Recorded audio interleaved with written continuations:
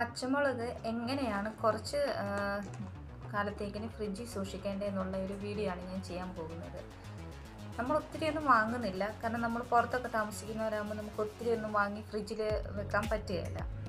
അന്നേരം യൂസ് ചെയ്തില്ലെങ്കിൽ ഇത് പെട്ടെന്ന് അഴുക്കായി പോകും. അപ്പോൾ നമ്മൾ കുറച്ച് പച്ചമുളകേ വാങ്ങിയുള്ളൂ. എന്നാലും അത് എല്ലാ കറിക്കും ഉപയോഗിക്കാൻ വേണ്ടി അറ്റ്ലീസ്റ്റ് ഒരാഴ്ചത്തേക്കിനെങ്കിലും ഉപയോഗിക്കാൻ വേണ്ടി ഞാനിത് എങ്ങനെയാണ് സേവ് ചെയ്യുന്നതെന്നുള്ളതിൻ്റെ ഒരു കുഞ്ഞു വീഡിയോ ആണ് ചെയ്യാൻ പോകുന്നത്.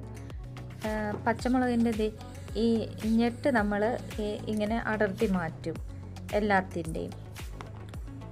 എന്നിട്ട് വേണം നമ്മളിത് ഫ്രിഡ്ജിൽ സൂക്ഷിക്കാനായിട്ട്.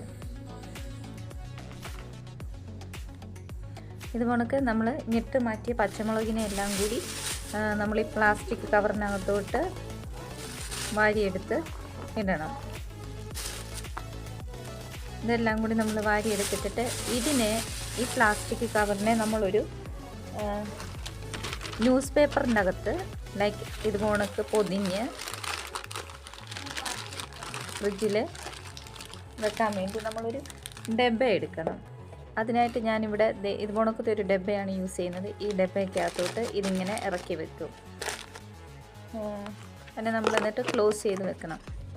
ഇങ്ങനെ കുറച്ച് നാളത്തേക്കിന് നമുക്ക് ഈ പച്ചമുളകിനെ കുറച്ച് നാൾ അഴുകി പോകാതെ കണ്ട് സൂക്ഷിക്കാൻ പറ്റും.